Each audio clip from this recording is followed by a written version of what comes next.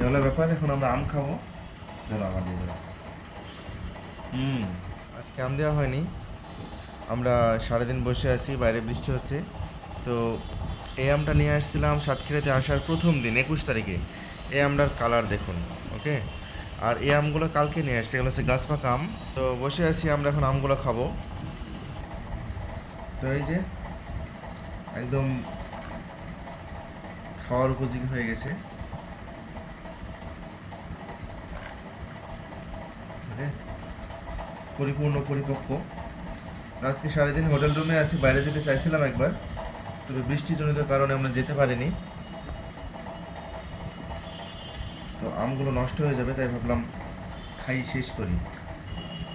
হিমসাগর আম, একদম রসে ভরা। তো যাই হোক, রাজশাহীর মতো না, রাজশাহীর আম বেশি বেস্ট। তবে এটাও খারাপ না, এটাকেও ফেলে দেওয়া যাবে না।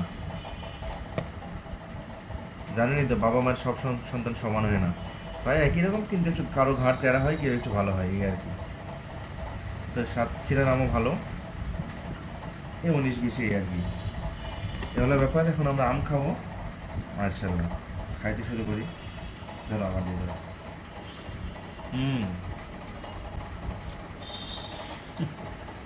অ্যাকচুয়ালি না খাইলে বুঝতে পারবেন না।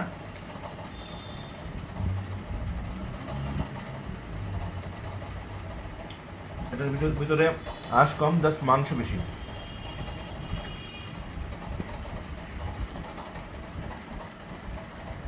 প্রথম দিন একটা খাই, এই যে এটা প্রথম দিন এটা। দেখা যাচ্ছে মামা?